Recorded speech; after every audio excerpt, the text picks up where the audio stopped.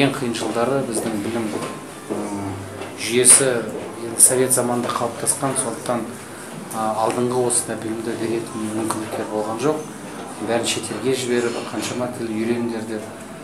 Сондықтан біздің енді өкінішке орай ма енді солай болып қалды. Біздің қазақтарымыз мысалы ағылшын тілін еркін тез үйреніп кетеді да, өз тілін үйренуге кішкене қорқады ма, жағдай ма жоқ па. Сондықтан осындай бас қосу туралы мен көп естіп жатырмын. Ең бастысы адамға деген ол бүйтіп қарасақ, мына туризм қалаларында ағылшын тілін білгенде ол 50-100 сөз адам білсе, ол сөйлесе алады. Коммуникация сол кезде болады. Бізде кезімізде неміс тілін оқыған кезде айтатын, дәрігерге, тіс дәрігеріне барсаң, есікте бір жазба тұрады, есік жабық. Уақыты жұмыс істейтін, қазір уақыты, бірақ ол жабық. Онда түсінуге болады, мысалы қазір ол бір жерге кетіп қалды. Сосын сөздерді оқып, білмесең де сүзіп түсінуге болады. Адам сен түсініп жатса, сен оны түсініп жатсаң, сен тілді алып кеттің деген сөз. Ал енді оның сапасы ол уақытысымен келеді. Сондықтан мен де өзіңіз қазақ тілін бітірген боларсыз. Мен өзім орыс тілін бітіргем, алматылықпын. Сондықтан шетелге барған кезде қазақ кітаптарын алып, өзім намыстанып оқыған. Адам деген қазақта жақсы айтады ғой, сөйле шешен боласың деп. Сондықтан әрине жаттығу керек, орта болу керек.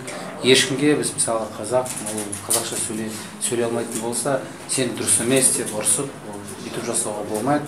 Әрбір адамды қолдау керек. Тіл деген ол өте бай, әсіресе қазақ тілі өте бай тіл ғой. Сондықтан оның мүмкіндіктері әлеуеті өте үлкен. Мына негізгі қарапайым сөздерді 100, 200, 300 сөзді үйренуге болады деп ойлаймын. Сондықтан сіздердің жұмыстарыңызға көп рахмет. Әсіресе әлеуметтік желілер арқылы мен жақсы пікірлерді естіп жатырмын. Адамдар осы бас қосуға қатысып, сосын өз пікірлерін айтады. Қаншама сөздерді үйрендім, қандай жаңа тәжірибе алдым. Сосын басқалармен араласқан кезде адам деген өз мүмкіндіктерін, деңгейін дәлелдей алады. Ол бәрін салыстырмалы түрде ғой. Кейбіреулер керемет жақсы сөйлеймін деп басқа ортаға жас ұлардың арасына кірсең, енді ештеңе білмегендей болып қаласың. Сондықтан мына біздің шетелдіктер, біздің достарымыз келіп бізге үлгі көрсетіп, олар да тілді үйреніп жатқан, қазақ тілін құрметтеп жатқан сіздерге мың алғыс білдіремін. Ақпанда басқосу клубына келдім. Маған осында өте ұнайды. Негізге жастармен көңілді, қызықты. Сондықтан мен басқосу клубында келдім.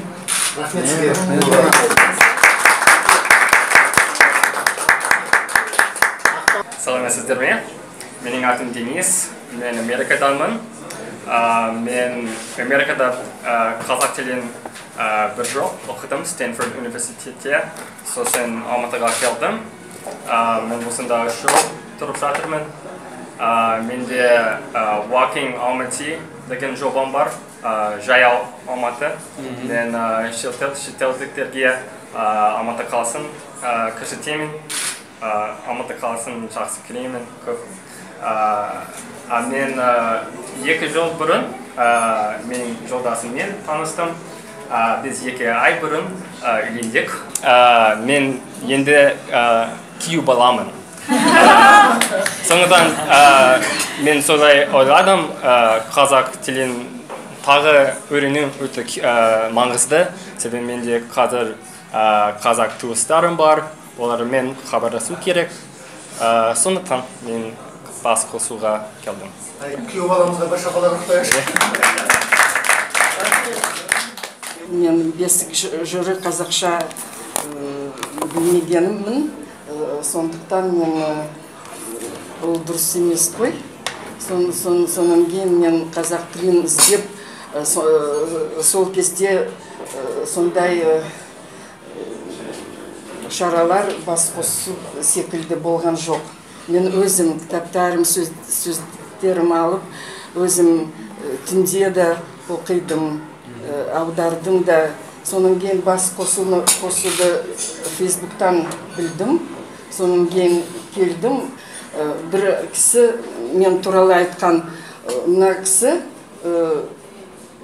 пайғамбардың жасында қазақша бала сияқты сөйлейді.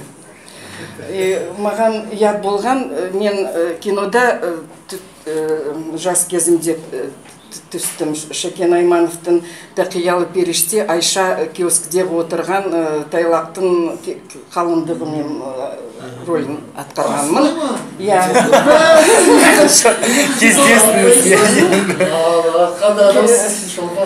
Уақыт келген жоқ. Бізде көп интервью алған. Мен сондай ұялдым, қазақша сөйлей алмағанмын. Мен ойлаймын, біз өте бүгін өте қуаныштымыз, өте бақыттымыз. Өйткені осы сабаққа сіз келдіңіз. Біз сізді өте сыйлаймыз. Біз Фейсбукта, сода ақпаратта сіздің